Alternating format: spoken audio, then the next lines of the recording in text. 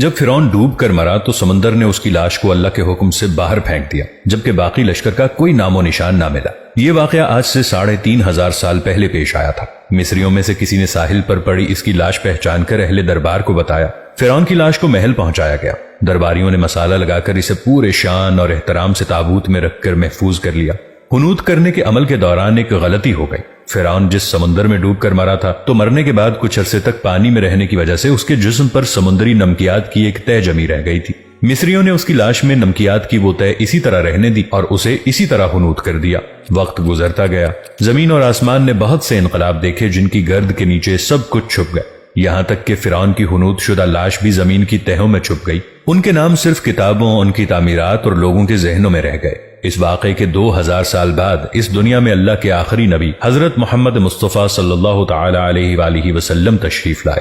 ان پر نازل ہونے والی آخری کتاب میں فرعونوں کے قصے بڑی تفصیل کے ساتھ بیان کیے گئے، اور اسی سلسلے میں اس فرعون کا جسم محفوظ کرنے کی بابت آیت نازل ہوئی۔ اس کی سچائی پر سب اہل ایمان کا پختہ یقین تھا، لیکن وہ سمجھنے سے قاصر تھے کہ اس خدائی کا دعویٰ کرنے والے کی لاش کہاں محفوظ کی گئی اور کیسے اسے عبرت کا نشان بنایا جائے گا۔ 1871 میں مصر کے الغورنیہ سے تعلق رکھنے والے غریب اور معمولی چور احمد عبد الرسول کو فرعون کی حنوط شدہ لاشوں کی طرف جانے والے خفیہ راستے تک رسائی مل گئی۔ احمد عبد الرسول نوادرات چوری کر کے بیچا کرتا تھا۔ ایک دن وہ دریائے نیل کے کنارے کے قریب تبیسا کے مقام پر اسی سلسلے میں پھر رہا تھا جب اسے ایک خفیہ راستے کا پتہ چلا۔ وہاں وہ نوادرات کی چوری کے لیے کھدائی کر رہا تھا کہ اسی دوران اسے کچھ لوگوں نے پکڑ لیا اور پولیس کے حوالے کر دیا۔ وہ جس جگہ کو کھود رہا تھا وہاں سے ملنے والے راستے کی جب مسلسل کھدائی کی گئی تو یوں 1891 کو دوسری ممیوں کے ساتھ اسی غرق ہونے والے فرعون کی لاش بھی مل گئی۔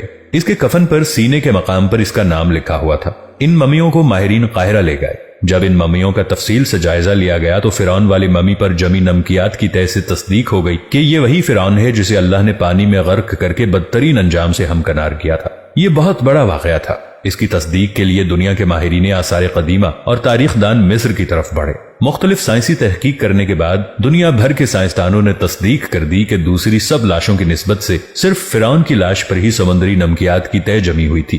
اس تصدیق کے بعد اسے فرعون کی لاش قرار دے کر عجائب گھر میں محفوظ کر دیا گیا۔ 1982 میں فرعون کی ممی خراب ہونے لگی تو اس وقت کی مصری حکومت نے فرانس کی حکومت کو درخواست کی کہ فرعون کی ممی کو خراب ہونے سے بچایا جائے۔ اس کے علاوہ جدید سائنسی ذرائع سے اس کی موت کی وجہ بھی معلوم کی جائے۔ چنانچہ مصری اور فرانسیسی حکومت نے مل کر فرانس لے جانے کا انتظام کیا۔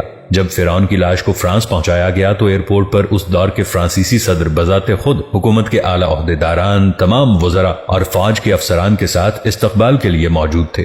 فرعون کی لاش کا استقبال کسی عظیم زندہ بادشاہ کی طرح کیا گیا۔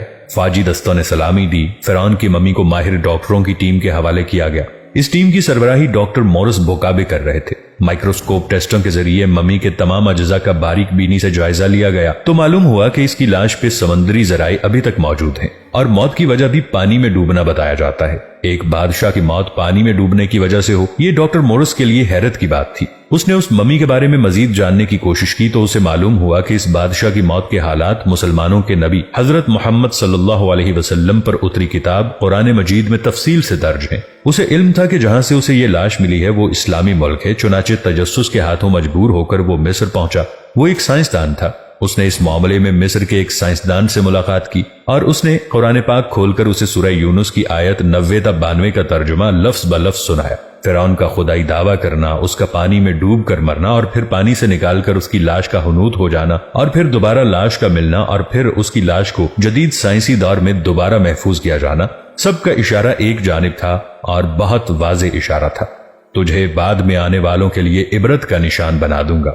فرعون کی لاش ایسے محفوظ کر کے دنیا کے سامنے لا کر رکھ دی گئی ہے کہ انٹرنیٹ کی ایک کلک پر، رسائل و جرائد پر، ٹی وی چینلز پر اور عجائب گھر میں اربوں انسانوں کی آنکھوں کے سامنے کری اور قابل طرز حالت میں موجود ہے۔